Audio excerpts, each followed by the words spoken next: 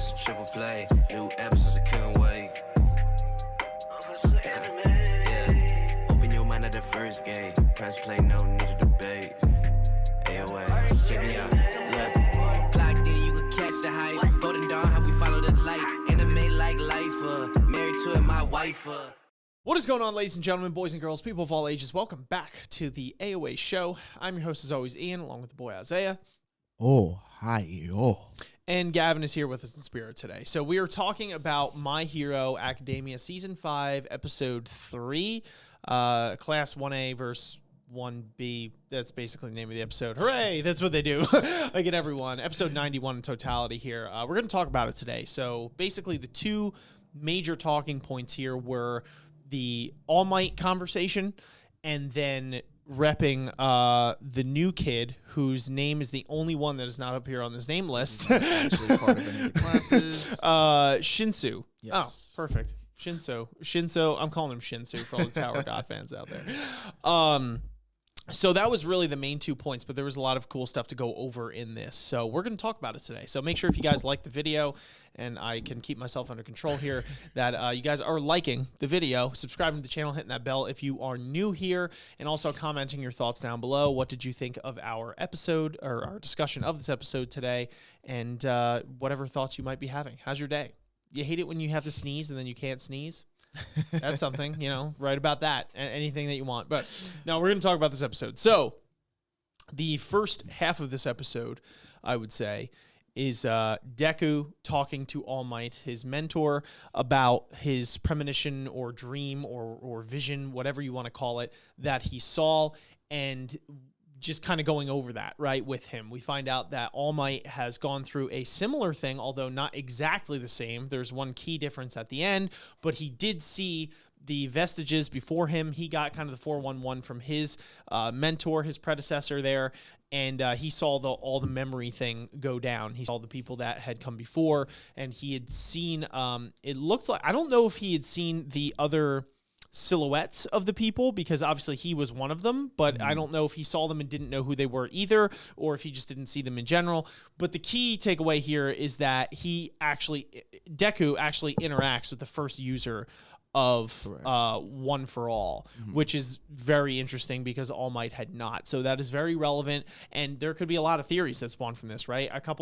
Two that popped to my head right away is either Deku is protagonist Kun, so he's clearly special for some reason or another, or that because the power keeps on manifesting and getting stronger and stronger and builds on top of it every single predecessor, that there might be even a stronger link between them, the more people that enhance the quirk and its abilities and all that kind of stuff.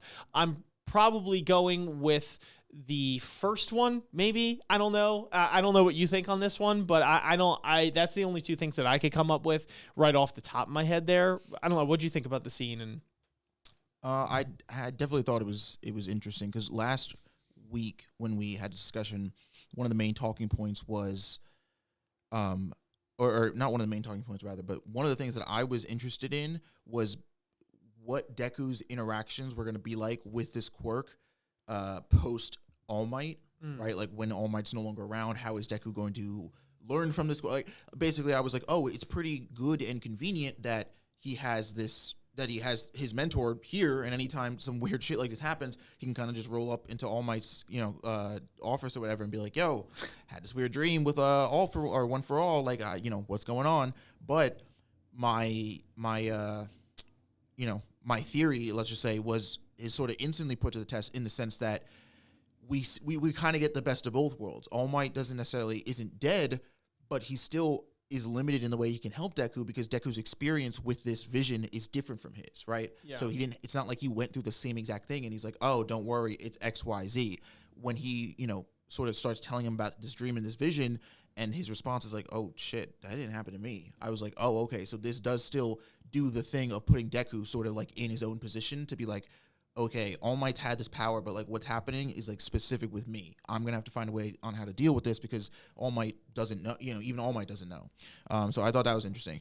I do think that I would personally go with the second thing you were saying when you were talking about the theories. Okay. Just because Deku brings up the theory in this episode actually about the I forget what it's called specifically, but basically this idea that through generation after generation we are going to be breeding so many different types of quirks together that the end result quirks are going to get so complicated and so advanced that like we could end up like people could end up burning themselves out of quirks.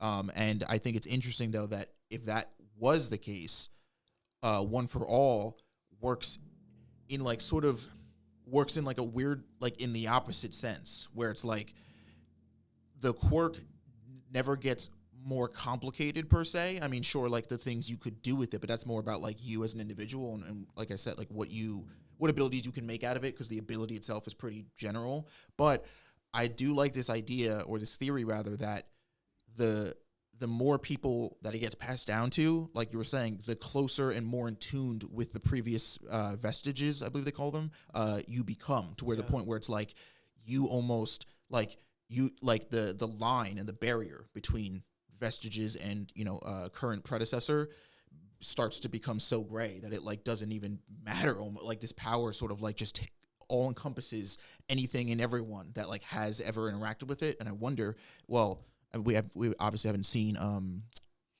doing this thing with these names again. All for One, hasn't gone through anything like this because he hasn't given his power to anybody. But I wonder if that power operates or could operate under a similar pretense, where it's like, oh, if he were to give this power to somebody, sure, like let's say he gives it to Shigaraki, right? And it's like, okay, Shigaraki has it.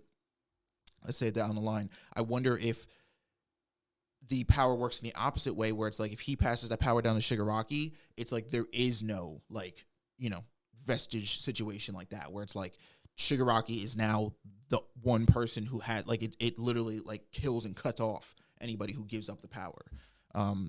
So yeah, I think obviously just theories, but I think the second theory, at least in my head, makes more sense or is more interesting in my opinion.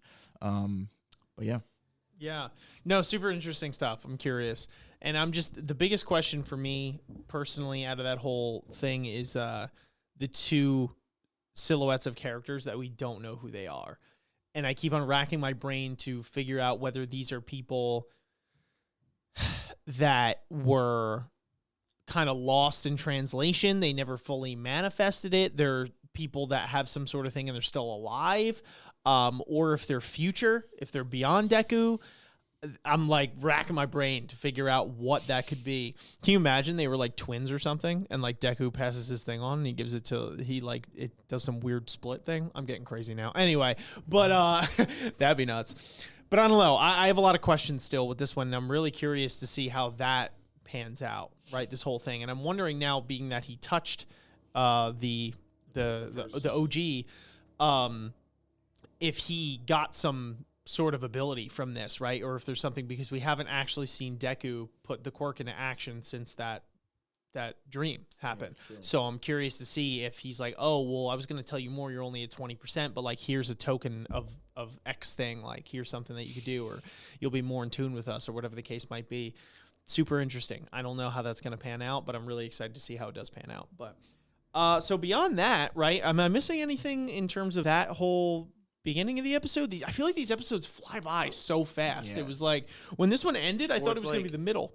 You know what it is? And I was saying this. I mean, like, it's just I get why it's happening, but it's like we're kind of doing this thing, and it seems like we're going to be in this exercise here for a hot minute of episodes, but like that it's like, oh, we have conversations, and then we go back to like school training, right? So it's like we're not unfamiliar with what's happening right now. It's like this isn't some new grounds at all. It's kind of the only thing that we do, but it's like so that we don't like get into any new territory really, other than like meeting Shinso and like learning his quirk and stuff, and like seeing how other people have improved their quirks. Because it's like, all right, another exercise. Somebody pretend to be the villain. Somebody pretend to be the heroes. Go, and it's like, okay, we've done, there's no like, oh, this episode was interesting because like this different thing happened. So I'm actually wondering, and I'm curious, like when and if we're going to break away from that, like how, because I wonder realistically, like this is probably always going to be a part of the show. A, as long as we're in school, or B, as long as this system and structure for the school still exists, right? So, like, my thing was, I'm like, yo, if the villains are prepping now, like, you know, sure, we could train against each other, but it's like, I don't know, these there's something about, I guess, the severity of the situation that we could be in, given what happened with Overhaul, where it's like, these exercises, like, kind of feel like playing to me now, you know? And, like, sure, they evolve their quirks, like, you become more of a threat, I guess, but I'm like, guys, we kind of have, like, real villains, like, on the plate here, and, like, they're not out here throwing us in kitty cages. Like, I feel like we need to be prepping these kids to, like, fight, you know what I mean? To, like, if necessary, like, get dirt. Like, I don't know. I feel like, and fair enough, because I don't know how you would train them, like, prepare them for that necessarily, other than if it's, like, going on expeditions. That's why I really liked in the last season, the whole thing where it was like, oh, find you know, get a teacher who's, like, you know, a mentor figure, and then, like, basically go out on, like, patrol missions, right?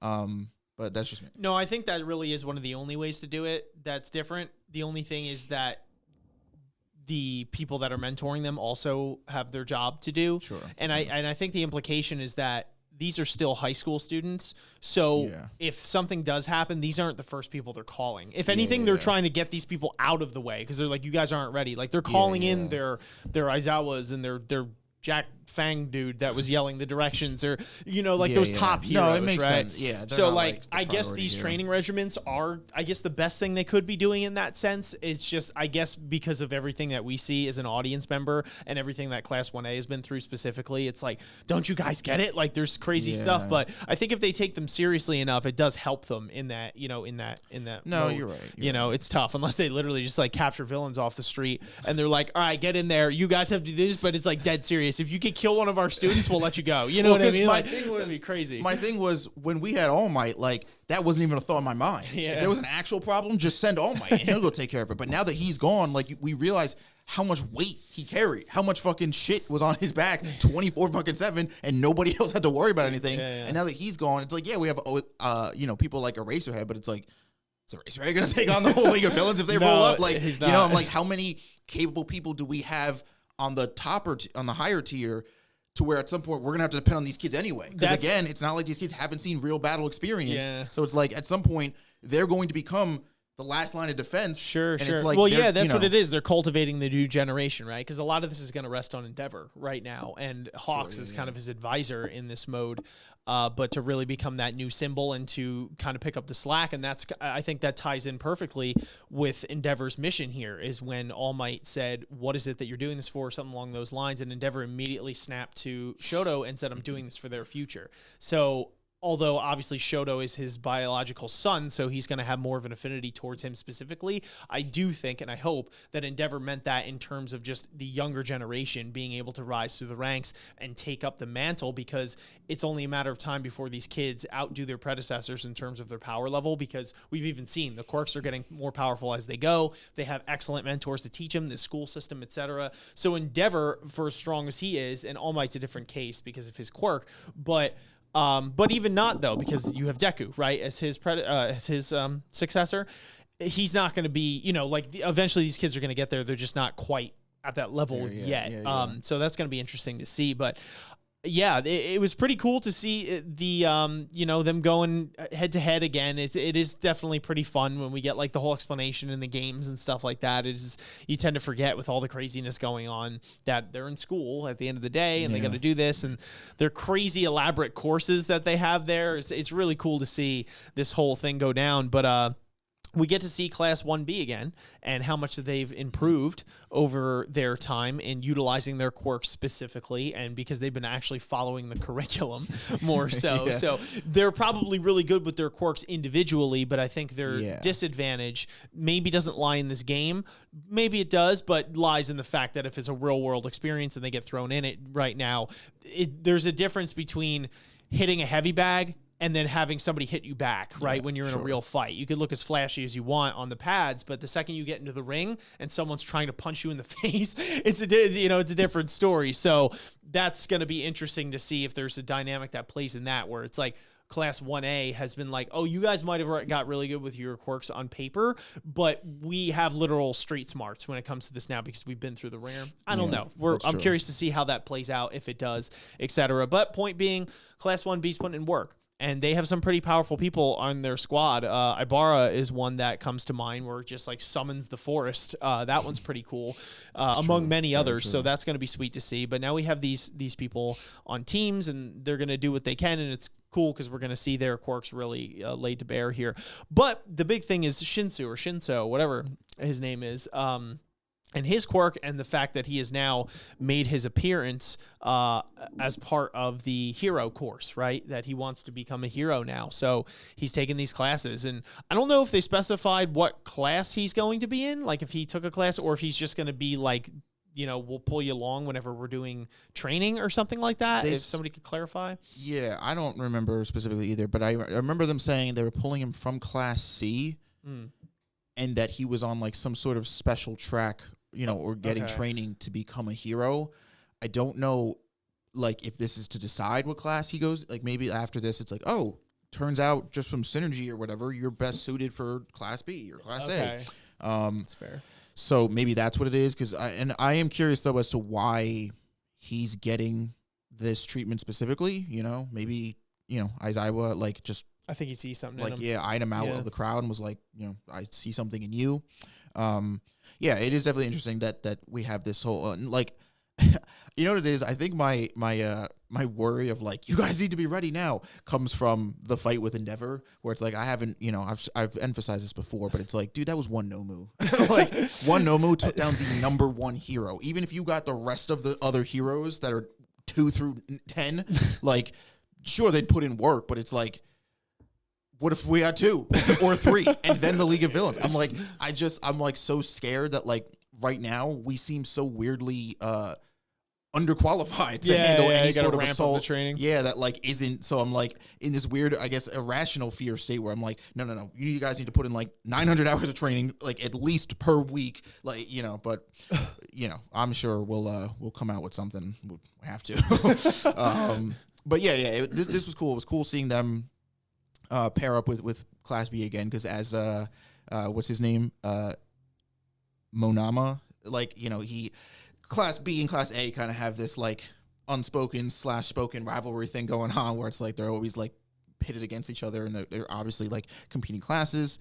It is interesting. I wonder if there's like Class A. So the other thing that I think might work in Class A's favor is that I think because of that real world experience and like them having had actually like gone out and on missions and stuff, is the level of synergy that like they might encompass somebody like Class B, where it's like Class B might know all their quirks and might know like specific matchups of people in their class to pair together. Like, not saying this is an actual thing, but like, let's say it's like, oh, Kendo, we know like you and Kosei are like really, the air prison guy, are like really like, you know, your quirks mesh well together. So like, whatever we do, let's make sure to get you two in the same scenario. But I feel like Class A might benefit from the fact that they all know each other so well and have fought in real world battles, like where they don't get to pick the teams, that it's like almost regardless of what matchups and what teams they get, they can make it work, right? So it's like, even if they get, you know, like, I don't like the way that's what I'm saying. It's interesting the way the teams have split up. I don't know if necessarily like Deku's team seems to be a little bit more, I would say, in sync than the rest of the Class A teams, just because I don't like something, you know, we got Deku, it's Uraraka, forgetting, yes. Mina, and Mineta, who like I feel like they have more like, you know, chemistry naturally, but like some of the other teams don't look like they would like have fought well together. But like, I feel like, again, because Class A just knows each other, like, you know, all together so well, like they can make it work. You know what I mean? They can sort of, you know, pull out victories when it looks like the odds are against them. Yeah, it'll be cool to see. I'm very curious. Yeah, but just getting into the actual the speech that Shinso made as well, definitely didn't seem like he was much of a team player in that moment. He said, you guys are kind of obstacles for me to overcome, which I understand to an extent because this is a pretty cutthroat business, right? Just for these kids to make it into this school was no easy feat to boot. And now that they're here, you know, this is okay. When we're done, who's getting hired, right? As it's not to make too bleak here, but seriously, like this is a profession that they're pursuing, an occupation. So, you know, if Coda or someone fails or does the worst in his class or whatever, like you're not going to have as many opportunities, right? And also your quirk might need to be suited, etc. How much of a control you have over it. So, you know, someone like Shinso has to really make sure that he is proving that he is worthy to be stepping among these other students in this scenario here. So I get it. He's probably going to have the thing where it's like he's a little too stuck up type thing, you know, and that would be the maybe, I don't know, that's my prediction. So he's going to have to really, you know, pull out the stops when it comes to showing someone a little bit of respect and gratitude, which I think he does. But it's just in this form of like, I get that, but you're my enemy, whatever.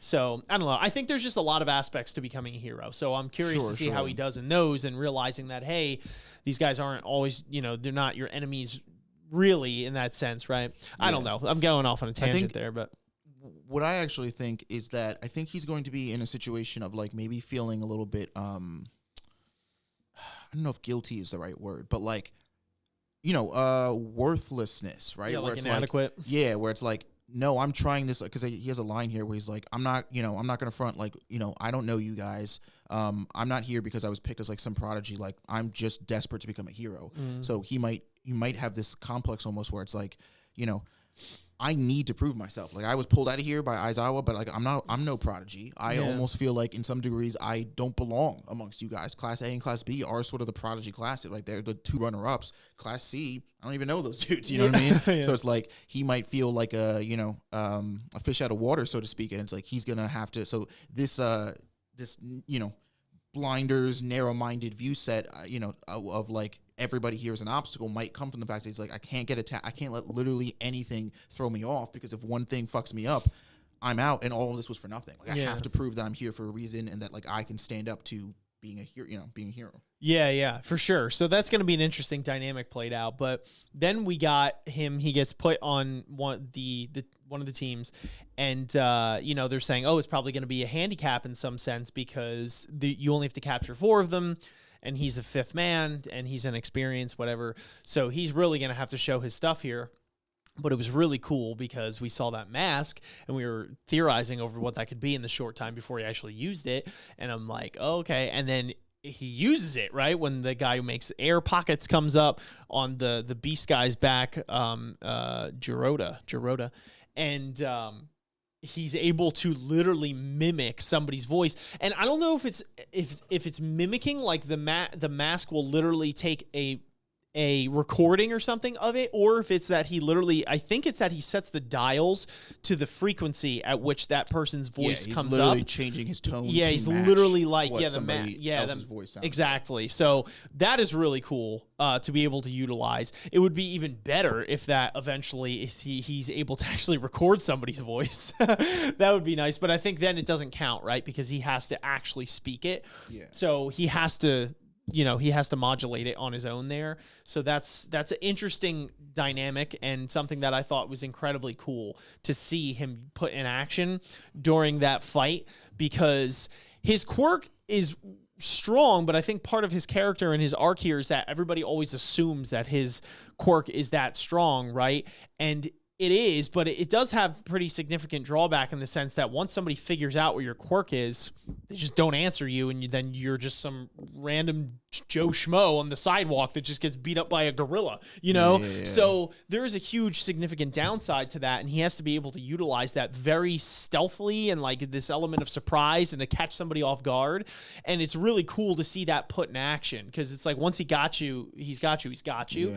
Yeah. So that's something really interesting to see, but I think his arc is going to be this dilemma sometimes where people automatically assume that because you have one thing, right, or something in life, that it's like, oh, your life must be just so much easier and better, right? And people can get narrow-minded on that, where it's like, oh, so-and-so has money, so that means they must be having it, or like so-and-so has, you know, like a relationship with their family or significant other or whatever. Like, I really envy that. I wish I had that. You must have it all, etc. And kind of realizing that there's a little bit more to it than that. And sometimes the people that you put on these levels, right, where it's like, oh, you have this thing, you should be, you know, you should be this, right? Like, you have this height, like, why aren't you playing basketball? If I had that, you know, I'd be doing it if I had this, right? That's the thing that you see a lot in life, right? And so you realize that the grass isn't always greener in that respect, and there are things, he's genuinely trying, but there are certain stipulations, and he might have a lot more going on in his life. But I do find it interesting because I also feel like he projects that same fallacy